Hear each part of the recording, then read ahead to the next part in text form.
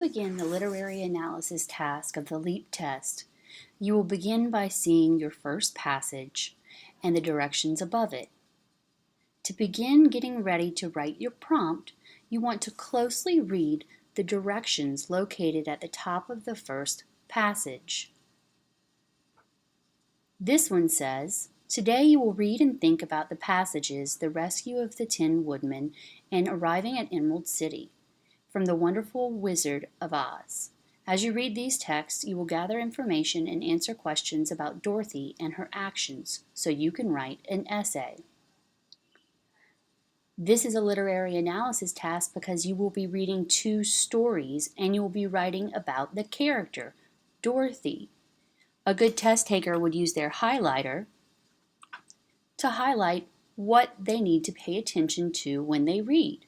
We need to pay attention to Dorothy and her actions.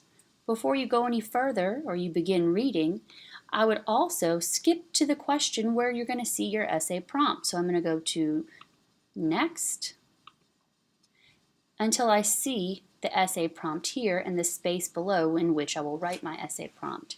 At this point, I'll also read this prompt to make sure that I get the specific directions for what I need to read about. In both The Rescue of the Tin Woodman and Arriving at Emerald City, Dorothy has interesting adventures that reveal her character.